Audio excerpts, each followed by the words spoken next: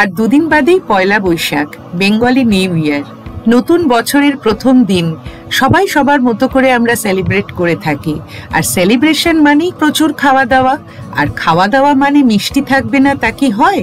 চলুন আজ আমি আপনাদের সাথে দারুণ একটা মিষ্টির রেসিপি শেয়ার করি। Hello viewers, cooking by Abul Tabul channel থেকে আমি সুদেশনা আপনাদের সকলকে আমাদের চ্যানেলে স্বাগত জানাই। আমাদের আজকের রেসিপি গাজরের রসমালাই। গাজরের রসমালাই বানানোর জন্য এখানে আমি 500 গ্রাম গাজর খুব ভালো করে ধুয়ে খোসা ছাড়িয়ে কিচেন টাওয়েল দিয়ে মুছে নিয়েছি। গাজরগুলো এবার ছোট ছোট টুকরো করে কেটে নিচ্ছি। এখানে আমি বলে রাখি, আমি ছোট ছোট টুকরো করে কাটলেও আপনারা কিন্তু গাজরগুলো গ্রেট করে নিতে পারেন, যেটা আপনাদের সুবিধা হবে। এবার একটা ব্লেন্ডার জারে গাজরের টুকরোগুলো দিয়ে দিচ্ছি, কারণ আমি একটা পেস্ট বানাবো। পেস্ট বানানোর জন্য কিছুটা জল অ্যাড করছি।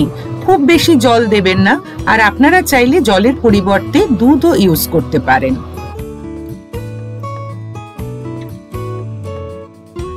পেস্টটা হয়ে গেছে, একটা কাঁচের বাটিতে এটা ঢেলে নিচ্ছি। এবার একটা কড়াই গরম করে নিয়ে তার মধ্যে 2 টেবিলস্পুন ঘি দিয়ে দিলাম।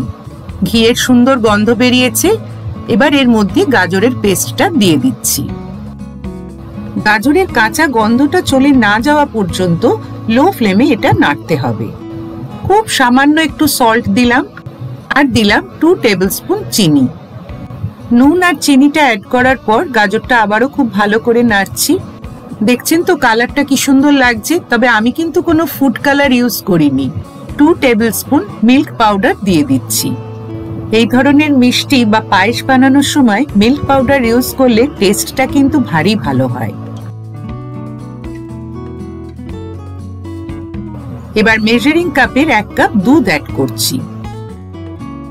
নববর্ষে যত খাওয়া দাওয়াই হোক না কেন, মিষ্টি ছাড়া কিন্তু খাওয়া দাওয়াটা অসম্পূর্ণই থেকে যায়। তাই আমি ভাবলাম যে এই সুন্দর রেসিপিটা আজ আমি আপনাদের সাথে শেয়ার করি। এবার 1/2 কাপ সুজি দিয়ে দিচ্ছি।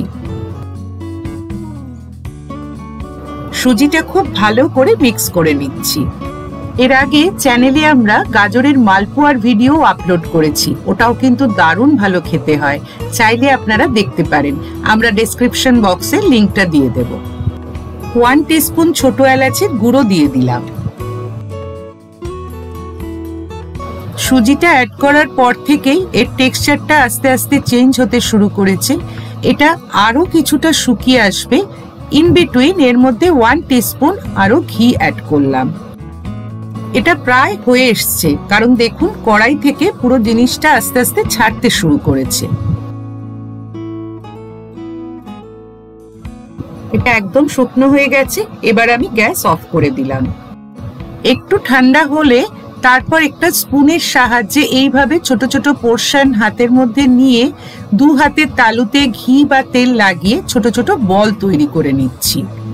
একটু খেয়াল রাখবেন বলগুলো যেন স্মুথ হয়, কোনো রকম ক্র্যাক যেন তার মধ্যে না থাকে। আপনারা হাতের আন্দাজেও এই ছোট ছোট বলগুলো তৈরি করে নিতে পারেন, তবে মেজারিং স্পুনটা ইউজ করায় আমার কিন্তু এগুলো বানাতে খুব সুবিধা হলো। বলগুলো সব বানানো হয়ে গেছে। এবার একটা কড়াইতে প্রথমে 500 ml দুধ নিলাম।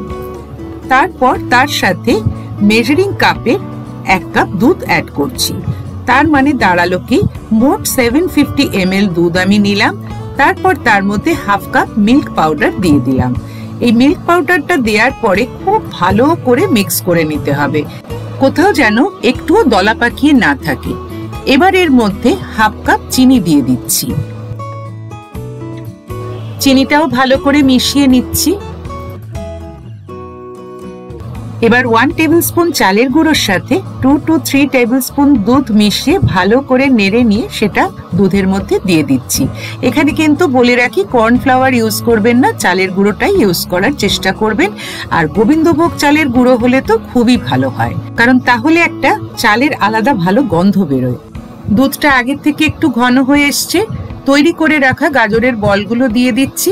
আর আপনারা নিশ্চয়ই দেখতে পাচ্ছেন আমাদের দর্শক বন্ধুরা কি সুন্দর সব কমেন্ট করেছেন। দর্শক বন্ধুরা এইভাবেই আমাদের ভালোবাসবেন, সাপোর্ট করবেন আর আমাদের পাশে থাকবেন, যাতে আমরা আরো অনেক ভালো ভালো কাজ করতে পারি।